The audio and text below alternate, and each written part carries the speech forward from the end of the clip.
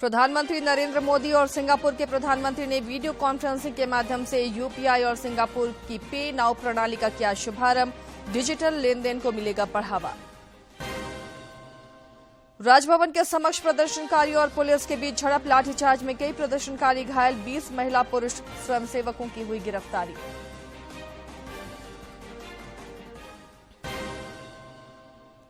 विस्थापितों और एनटीपीसी के बीच हुए समझौते के बाद हजारीबाग के चट्टी बरियातू डंपिंग यार्ड से कोयले का उठाव शुरू।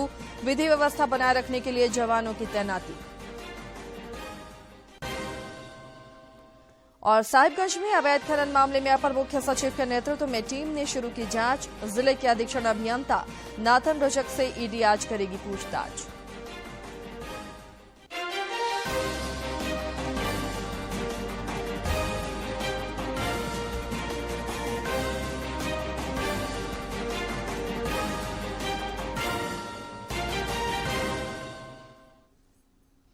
नमस्कार, खबरें झारखंड में आपका स्वागत है। मैं हूं आसिया नाजली और खबरों पर अब नजर डालते हैं विस्तार से। राष्ट्रपति द्रौपदी मुर्मू के अरुणाचल प्रदेश दौरे का आज दूसरा दिन है। राष्ट्रपति ने आज अरुणाचल प्रदेश विधानसभा के विशेष सत्र को संबोधित भी किया। ये देखकर मुझे प्रसन्नता होती है कि विकास का सूर्य अरुणाचल प्रदेश को प्रकाशित कर रहा है।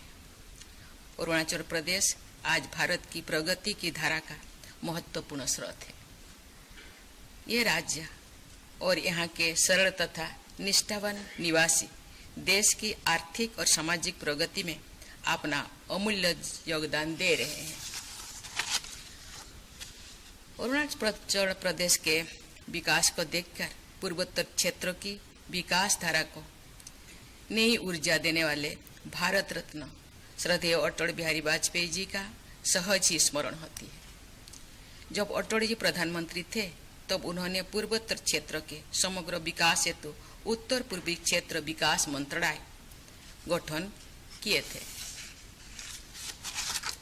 अपने उसके बाद अरुणाचल प्रदेश सहित समस्त पूर्वोत्तर क्षेत्र के विकास को शक्ति मिले।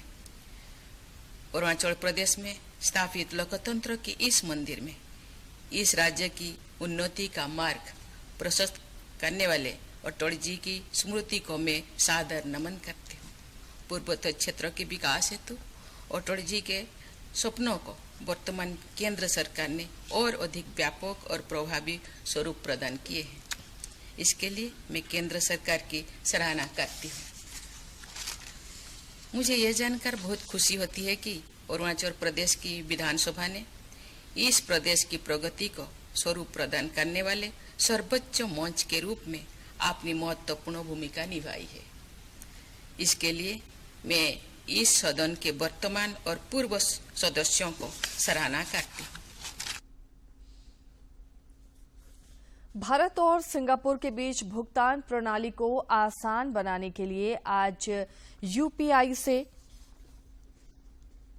सिंगापुर की पे नाउ प्रणाली को जोड़ दिया गया। इस अवसर पर प्रधानमंत्री नरेंद्र मोदी और सिंगापुर के प्रधानमंत्री ली सिएन लूंग वीडियो कॉन्फ्रेंसिंग के माध्यम से मौजूद रहे। इसका शुभारंभ भारतीय रिजर्व बैंक के गवर्नर शक्तिकांत दास और सिंगापुर मौद्रिक प्राधिकरण के प्रबंध निदेशक रवि मेनन ने किया। इस दौरान प्रधानमंत्री ने कहा कि इस प्रणाली की शुरुआत हो जाने से दोनों देशों के निवासियों के बीच तीव्र गति से कम खर्च में रकम का लेन देन हो सकेगा। Of this worthy moment. After all, this is the launch of the inaugural Pay Now UPI linkage. So once we've got that, दोनों देशों के नागरिकों के लिए एक ऐसा उपहार है जिसका वे उत्सुकता से इंतजार कर रहे थे। मैं भारत और सिंगापुर के लोगों को इसकी बहुत बहुत बधाई देता हूं। साथियों, आज के युग में टेक्नोलॉजी हमें अनेक प्रकार से एक दूसरे से जोड़ती है। फिनटेक भी एक ऐसा सेक्टर है जो लोगों को एक दूसरे से कनेक्ट करता है। सामान्य तौर पर इसका दायरा एक देश की सीमाओं के भीतर ही सीमित होता है, लेकिन आज के लॉन्च ने क्रॉस बॉर्डर फिनटेक कनेक्टिविटी उसके एक नए अध्याय का शुभारंभ किया है। आज के बाद सिंगापुर और भारत के लोग अपने मोबाइल फोन से उसी तरह पैसे ट्रांसफर कर पाएंगे जैसे वे अपने अपने देश के अंदर करते हैं। इससे दोनों देशों के लोगों को अपने मोबाइल से तत्काल कम खर्च में फंड ट्रांसफर करने में मदद मिलेगी। इस सुविधा से दोनों देशों के बीच रेमिटेंसीज का सस्ता और रियल टाइम विकल्प संभव हो पाएगा। प्रधानमंत्री नरेंद्र मोदी ने कहा है कि भूकंप प्रभावित तुर्की और सीरिया में भारत की तेजी से कार्रवाई ने पूरी दुनिया का ध्यान आकर्षित किया है। श्री मोदी कल तुर्की और सीरिया में चलाए गए ऑपरेशन दोस्त में शामिल जवानों के साथ संवाद कर रहे थे। उन्होंने कहा कि यह देश के राहत और बचाव दलों की तैयारियों को परिलक्षित करता है। प्रधानमंत्री ने कहा कि भारत पूरे विश्व को एक परिवार वसुधैव कुटुंबकम के रूप में मानता है। साथियों, जब कोई अपनी मदद खुद कर सकता है तो आप उसे सेल्फ सफिशिएंट कह सकते हैं, लेकिन जब कोई दूसरों की मदद करने में सक्षम होता है तो वो सेल्फलेस होता है। ये बात व्यक्तियों पर ही नहीं बल्कि राष्ट्रों पर भी लागू होती है। इसलिए भारत ने बीते वर्षों में सेल्फ सफिशिएंसी के साथ साथ सेल्फलेसनेस की पहचान को भी सशक्त किया है। तिरंगा लेकर हम जहां भी पहुंचते हैं वहां एक आश्वासन मिल जाता है कि अब भारत की टीमें आ चुकी हैं। राज्यसभा के सभापति जगदीप धनखड़ ने 12 विपक्षी सांसदों के खिलाफ मामला विशेषाधिकार समिति के पास भेज दिया है। हाल ही में समाप्त बजट सत्र के पहले भाग के दौरान सदन की कार्यवाही में लगातार जानबूझकर बाधा डालने वाले सांसदों की जांच करने के लिए समिति से कहा गया है की समिति से कराने की सिफारिश की है। 18 फरवरी को राज्यसभा द्वारा जारी बुलेटिन में इस बात के स्पष्ट उल्लेख किए गए हैं कि कांग्रेस के 9 सांसदों और आम आदमी पार्टी के 3 सांसदों के खिलाफ शिष्टाचार उल्लंघन के मामले की जांच कराने की सिफारिश की गई है। संसद के बजट सत्र के पहले हिस्से में राज्यसभा में वेल में आकर शोर शराबा करने, प्ले कार्ड दिखाने और भारी हंगामा खड़ा करने को लेकर राज्यसभा के सभापति ने ये फैसला किया है। राज्य स्तरीय पंचायत सचिवालय स्वयंसेवक संघ के बैनर तले कल राजभवन के समक्ष प्रदर्शन कर रहे स्वयंसेवकों और पुलिस के बीच में झड़प हो गई। कई प्रदर्शनकारी और पुलिसकर्मी इसमें घायल हो गए। सूत्रों से मिली जानकारी के अनुसार किसी प्रदर्शनकारी ने पत्थरबाजी कर दी, जिसकी वजह से पुलिस को लाठीचार्ज करना पड़ा। इसमें बड़ी संख्या में प्रदर्शनकारी घायल हो गए। बाद में पुलिस ने आंदोलन कर रहे करीब 20 स्वयंसेवकों को गिरफ्तार कर लिया। इधर प्रदेश भाजपा अध्यक्ष और राज्यसभा सदस्य दीपक प्रकाश ने स्वयंसेवकों पर हुई लाठीचार्ज को घोर निंदनीय करार दिया है। उन्होंने सोशल मीडिया में एक वीडियो शेयर करते हुए कहा कि झारखंड में अघोषित आपातकाल लग गया है। श्री प्रकाश ने कहा कि हेमंत सरकार की लाठी झारखंड की मूलवासी आदिवासी बच्चियों को भी नहीं छोड़ रही है। उन्होंने कहा कि हेमंत सरकार में अपने हक और अधिकार के लिए शांतिपूर्ण आंदोलन करना भी गुनाह है।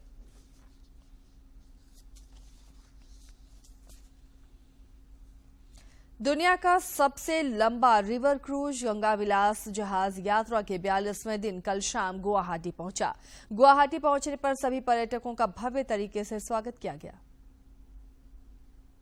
पर यात्रा करने वाले सभी 28 स्विस पर्यटकों का IWAI पांडु बंदरगाह पर भव्य स्वागत किया गया। शाम को अस्ताचलगामी सूर्य की भव्य आभा के बीच ब्रह्मपुत्र के तट पर कार्बी और तिवा समुदायों ने लोक नृत्य का प्रदर्शन किया। पर्यटक आज असम राज्य संग्रहालय के साथ कामाख्या टेम्पल का भी दौरा करेंगे। विस्थापितों और एनटीपीसी के बीच हुए समझौते के बाद हजारीबाग के चट्टी बरियातू डंपिंग यार्ड से कोयले का उठाव शुरू हो गया है। हजारीबाग जिला प्रशासन की ओर से विधि व्यवस्था बनाए रखने के लिए 20 दंडाधिकारियों और 1000 पुलिस बलों की प्रतिनियुक्ति की गई है। इससे पहले कल उपायुक्त नैन्सी सहाय, पुलिस अधीक्षक मनोज रतन चौथे और सदर अनुमंडल पदाधिकारी विद्याभूषण कुमार की अध्यक्षता में बड़कागांव के चट्टी बरियातू एनटीपीसी कोल परियोजना में स्थानीय विस्थापित ग्रामीणों के साथ बैठक हुई। बैठक में विस्थापित और एनटीपीसी अधिकारियों के बीच एक समझौते पर सहमति बनाई गई। विनोबा भावे विश्वविद्यालय हजारीबाग में पोस्ट मैट्रिक छात्रवृत्ति योजना को लेकर 1 दिवसीय प्रशिक्षण कार्यशाला का आयोजन किया गया। मौके पर विश्वविद्यालय के कुलपति मुकुल नारायण देव ने योजना की विस्तृत जानकारी दी। अपनों को खोने का दर्द कभी दूर नहीं होता। कल जाके हो सकता है कि बहुत गरीब हो आज, लेकिन कल जाके वो शायद बहुत अच्छे ऊंचे पोजीशन पे पहुंच सकता है। फॉर एग्जाम्पल माई सेल्फ, मैं एक बहुत गरीब बेटे का फादर का मैं बेटा था, बहुत ही पुअर। मैं इस पोजीशन में पहुंचा। I was also getting the fellowship from 5th class. I was getting the fellowship और बहुत काफी सपोर्ट था वो। अपनों को खोने का दर्द कभी दूर नहीं होता है और ना ही जख्म कभी भर पाते हैं, लेकिन प्रधानमंत्री सुरक्षा बीमा योजना और प्रधानमंत्री जीवन ज्योति योजना इस मुश्किल वक्त में जरूरतमंदों को आर्थिक मदद का एक जरिया बनता है। इस योजना के तहत मिले 2 लाख रुपए की राशि कहीं न कहीं मृतक के परिजन को विपत्ति काल में आर्थिक मदद पहुंचाने का काम करती है।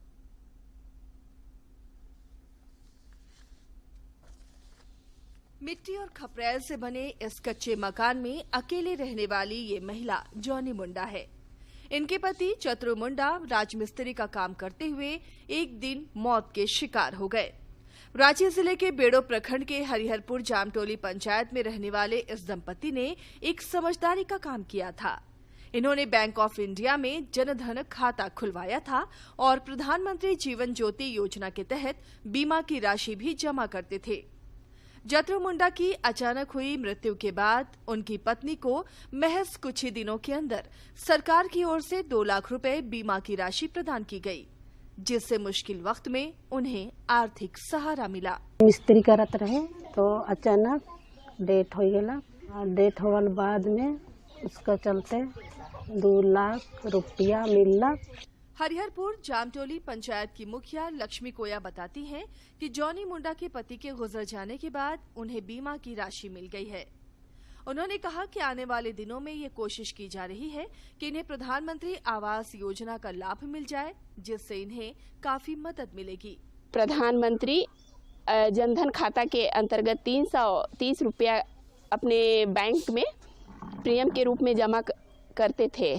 उसी का लाभ उनकी पत्नी को काफी मदद के रूप में दिया गया। इलाके के प्रखंड विकास पदाधिकारी डॉक्टर प्रवीण कुमार बताते हैं कि सरकार द्वारा चलाई जा रही विभिन्न जन कल्याणकारी योजनाओं के प्रति ग्रामीणों को जागरूक किया जाता है। यही वजह है कि गांव में रहने के बावजूद स्थानीय लोग प्रधानमंत्री सुरक्षा बीमा योजना के महत्व को जानते हैं और इससे जुड़ते जा रहे हैं। बेड़ो प्रखंड में जॉनी उराइन जिसके पति का मृत्यु हो गया था, जिसके पति जतरू मुंडा का मृत्यु हो गया था और 15 दिनों के अंदर में बैंक ऑफ इंडिया ने उसे 2 लाख रुपया का प्रीमियम दिया। देश की बड़ी आबादी और खासकर गांव के लोग भारी भरकम प्रीमियम की राशि की वजह से जीवन बीमा पॉलिसी नहीं करा पा रहे थे। लोगों के अंदर की इस पीड़ा को समझते हुए प्रधानमंत्री नरेंद्र मोदी ने प्रधानमंत्री जीवन ज्योति योजना और प्रधानमंत्री सुरक्षा बीमा योजना की शुरुआत की थी, जिसका लाभ गरीब परिवारों ने भी लेना शुरू किया। रांची से कर्मवीर की report. National green tribunal NGT के निर्देश पर राज्य सरकार की ओर से गठित उच्च स्तरीय कमेटी के सदस्यों ने कल साहिबगंज के पत्थर खदानों का निरीक्षण किया। टीम में अपर मुख्य सचिव एल ख्यांगते, खान सचिव अबूबकर सिद्दीकी, प्रदूषण नियंत्रण बोर्ड के सचिव वाईके दास और उपायुक्त रामनिवास यादव शामिल थे। इस दौरान टीम के सदस्यों ने महादेवगंज, रेलवे पत्थर साइट और मिर्जा चौक के स्थित पत्थर खदानों का भी निरीक्षण किया। इधर ईडी ने इस मामले में समन भेजकर साहिबगंज के अधीक्षक अधीक्षण अभियंता नाथन रचक को पूछताछ के लिए रांची स्थित ईडी कार्यालय उपस्थित होने को कहा है। अधीक्षण अभियंता पर आरोप है कि वे पंकज मिश्रा से रिम्स के पेइंग वार्ड में इलाजरत रहने के दौरान मुलाकात की थी। उस वक्त पंकज मिश्रा न्यायिक हिरासत में थे। राज्य के कई जिलों में इन दिनों जंगली हाथियों का आतंक बढ़ गया है। इसी महीने जंगली हाथियों ने राज्य के विभिन्न जिलों में अब तक 8 लोगों को कुचलकर मार डाला है। पिछले 24 घंटे के दौरान लोहरदगा के भंडरा थाना क्षेत्र में झुंड से बिछड़े एक हाथी ने 4 ग्रामीणों को कुचलकर मार डाला। जिला वन प्रमंडल पदाधिकारी ने बताया कि मृतक के प्रत्येक परिवार को 4-4 लाख रुपए का मुआवजा दिया जाएगा। इधर वन विभाग के कर्मी झुंड से भटके हाथी को सुरक्षित भगाने का प्रयास कर रहे हैं।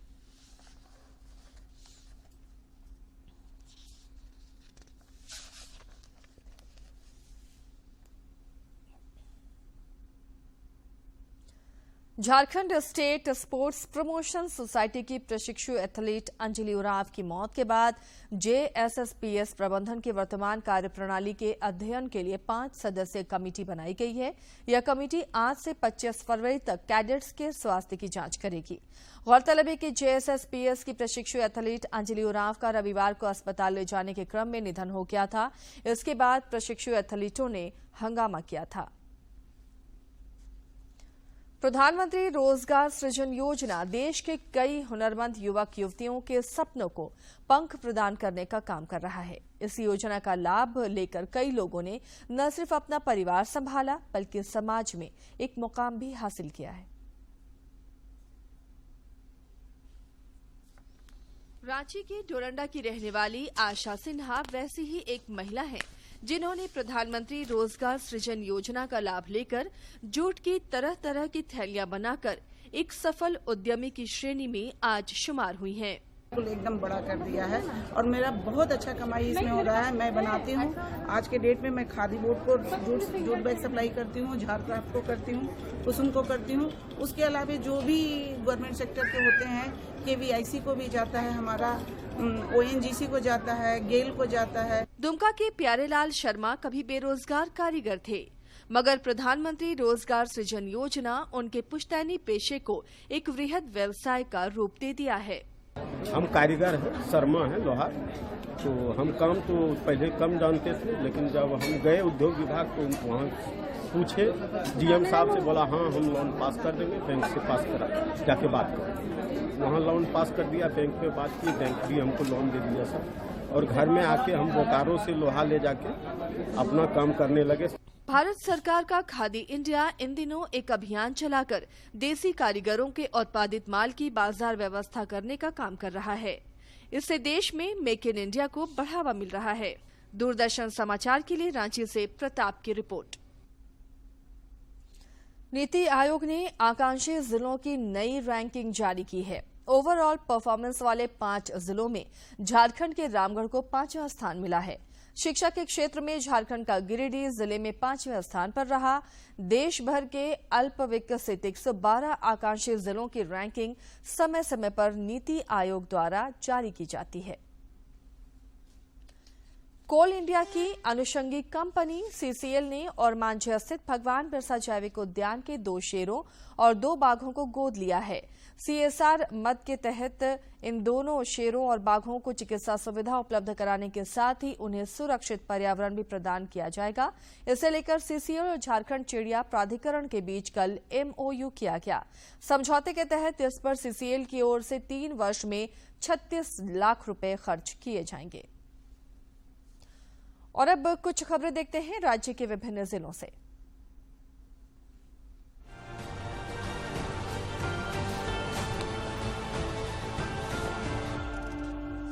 गिरिडीह जिले के उपायुक्त ने सावित्रीबाई फूले किशोरी समृद्धि योजना के व्यापक प्रचार प्रसार के लिए जागरूकता रथ को हरी झंडी दिखाकर रवाना किया।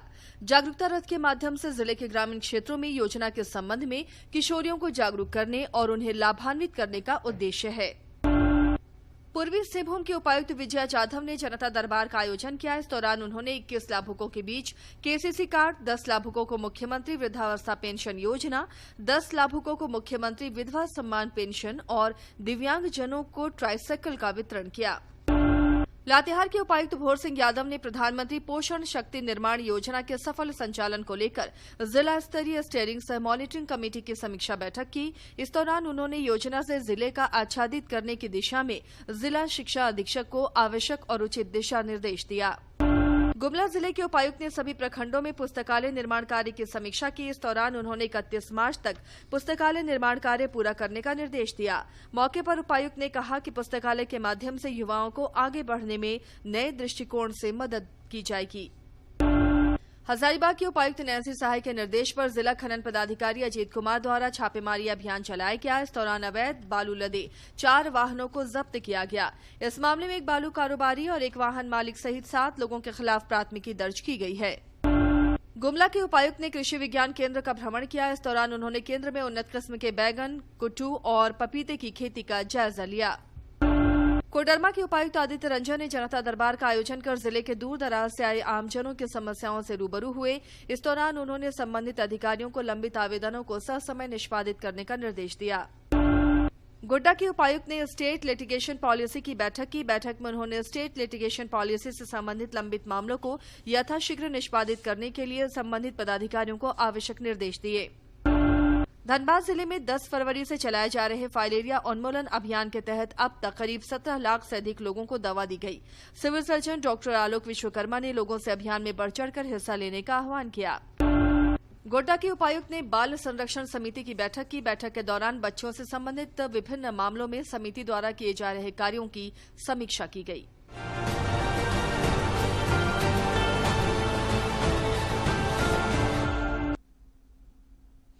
प्रधानमंत्री नरेंद्र मोदी इस महीने की 26 तारीख को मन की बात कार्यक्रम के जरिए देशवासियों के साथ अपने विचार साझा करेंगे। प्रधानमंत्री ने इस कार्यक्रम के लिए लोगों से अपने सुझाव भी देने का आग्रह किया है।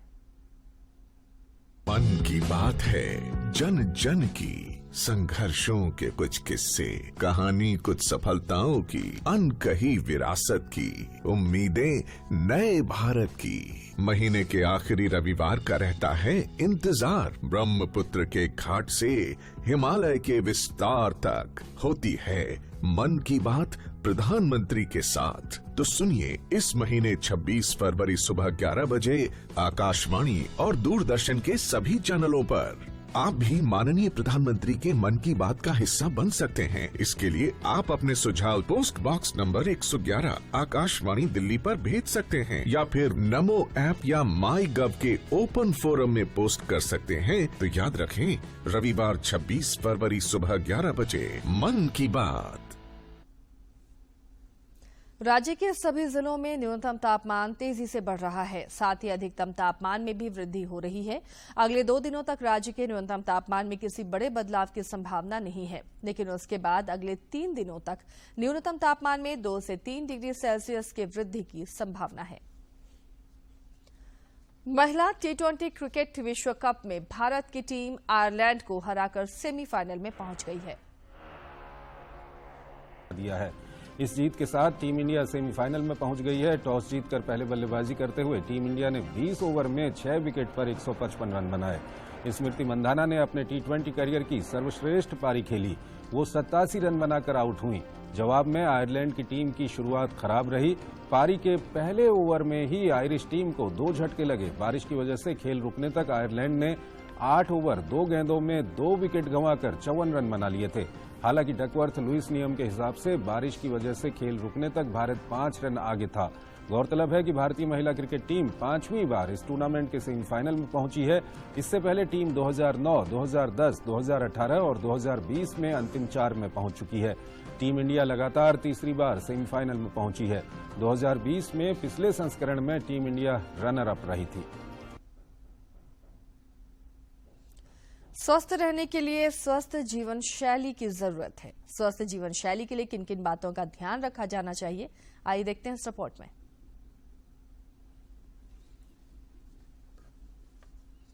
स्वास्थ्य का हमारे जीवन के लिए विशेष महत्व है। सभी लोग अच्छा स्वास्थ्य पाना चाहते हैं, लेकिन स्वस्थ रहने के लिए क्या करें, इसे लेकर कई प्रश्न मन में रहते हैं। आज की जीवन शैली, जिसमें खान पान में गड़बड़ी, शारीरिक श्रम में कमी, देर से सोना, सुबह देर से उठना, नींद पूरी न होना और तनाव जैसे कारक शामिल हैं। ऐसे में कई समस्याओं का खतरा बढ़ रहा है और स्वास्थ्य भी प्रभावित हो रहा है। स्वास्थ्य को इस समय में ठीक कैसे रखा जाए, ये एक बड़ा प्रश्न है। साइकिलिंग एक लो इम्पैक्ट एक्सरसाइज है जिससे कि हमारी बॉडी का स्ट्रेंथ, मसल्स की फ्लेक्सिबिलिटी, जॉइंट्स की मूवमेंट्स इंप्रूव होती है। इसके अलावा एंड्योरेंस और स्टेमिना शरीर में बढ़ता है। साइकिलिंग करने से अधिक कैलोरीज खर्च होती हैं जिससे कि हमारा मोटापा कम होता है, शरीर का वेट जो है वो ठीक से मेंटेन होता है। इसके अलावा साइकिलिंग करने से हमारे हैंड आई कोऑर्डिनेशन इंप्रूव होता है, हमारा पोस्चर इंप्रूव होता है, हमारा coordination of the movements improve होता है, जॉइंट्स हेल्थ इंप्रूव होती है जिसमें कि साइनोवियल फ्लूइड अधिक बनता है। पर्टिकुलरली हमारे नी जॉइंट्स को इससे बहुत फायदा होता है क्योंकि नी जॉइंट्स की फ्लेक्सिबिलिटी बढ़ती है और साथ में ये लो इम्पैक्ट एक्सरसाइज है और हमारी जो क्वाड्रिसेप मसल है, हैमस्ट्रिंग मसल्स हैं, ये स्ट्रेंथन होते हैं। साइकिलिंग करने से हमारे शरीर में HDL जो अच्छे वाला कोलेस्ट्रॉल है वो बढ़ता है और जो LDL है जो खराब वाला कोलेस्ट्रॉल है वो कम होता है, जिससे कि हमें लाइफस्टाइल डिसीजेज लाइक मधुमेह, high blood pressure, heart attack, stroke, मोटापा, इससे हमें राहत मिलती है और ये इनको प्रिवेंट करने में बहुत ही यूजफुल है।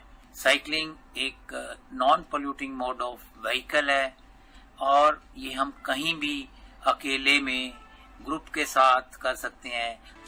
स्वस्थ रहने के लिए प्रयास करना, संतुलित और अनुशासित जीवन जीना और अपनी सेहत के प्रति जागरूक होने की आवश्यकता है। तो आप भी आज से ही अपने स्वास्थ्य को लेकर सतर्क हो जाएं और स्वस्थ जीवन की ओर पहला कदम बढ़ाएं। किरण भारद्वाज, DD न्यूज। और आइए अब देखते हैं कारोबार जगत से जुड़ी हुई खबरें। भारतीय रिजर्व बैंक ने मध्य प्रदेश के गुना में स्थित गढ़ा सहकारी बैंक का लाइसेंस रद्द कर दिया है। आरबीआई ने कहा है कि इस बैंक के पास न तो पर्याप्त पूंजी है और न ही आगे कमाई की संभावना है। जमाकर्ता deposit insurance and credit guarantee corporation से अपनी जमा की गई पूरी राशि प्राप्त करने के हकदार हैं। गुजरात सरकार ने आत्मनिर्भर गुजरात उद्योगों को सहायता की योजना मुहिम के तहत 9,852 करोड़ रुपए के 18 MOU पर हस्ताक्षर किए हैं। राज्य में नए निवेश को बढ़ावा देने के लिए पिछले साल इस योजना की घोषणा की गई थी। नागरिक उड्डयन मंत्री ज्योतिरादित्य सिंधिया ने कहा कि रविवार को घरेलू हवाई यात्रियों की संख्या लगभग 4,45,000 रही, जो अभी तक का एक और कीर्तिमान है। केंद्रीय मंत्री ने बताया कि कोविड से पहले घरेलू यात्रियों की दैनिक औसत संख्या 3,98,579 थी। Telecom regulatory authority of India try ने बिल्डिंग की डिजाइन में डिजिटल कनेक्टिविटी रखने के लिए सुझाव जारी किया है। ट्राई का मानना है कि जिस तरह इमारतों में बिजली और पानी की सुविधा होती है उसी तरह अब डिजिटल कनेक्टिविटी की भी होनी चाहिए। डिजिटल कनेक्टिविटी इंफ्रास्ट्रक्चर को सक्षम बनाने के लिए भवन बाय लॉ राष्ट्रीय भवन संहिता में संशोधन किया जाना चाहिए। कर्मचारी भविष्य निधि संगठन EPFO से दिसंबर 2022 में कुल 14,93,000 नए सदस्य जुड़े हैं। श्रम मंत्रालय के आंकड़ों के अनुसार पिछले वर्ष की समान अवधि के मुकाबले इसमें 2% की वृद्धि रही है। कुल 14,93,000 सदस्यों में से नए सदस्यों की संख्या 8,02,000 रही है, यानी ये सदस्य पहली बार EPFO की सामाजिक सुरक्षा योजनाओं से जुड़े हैं। इस बुलेटिन में फिलहाल इतना ही, लेकिन चलते चलते एक बार फिर से नजर डालेंगे हेडलाइंस पर। प्रधानमंत्री नरेंद्र मोदी और सिंगापुर के प्रधानमंत्री ने वीडियो कॉन्फ्रेंसिंग के माध्यम से UPI और सिंगापुर की पे नाउ प्रणाली का किया शुभारंभ। डिजिटल लेन देन को मिलेगा बढ़ावा। राजभवन के समक्ष प्रदर्शनकारियों और पुलिस के बीच झड़प, लाठीचार्ज में कई प्रदर्शनकारी घायल, 20 महिला पुरुष स्वयंसेवकों की हुई गिरफ्तारी। विस्थापितों और NTPC के बीच हुए समझौते के बाद हजारीबाग के चट्टी बरियातू डंपिंग यार्ड से कोयले का उठाव शुरू। विधि व्यवस्था बनाए रखने के लिए जवानों की तैनाती।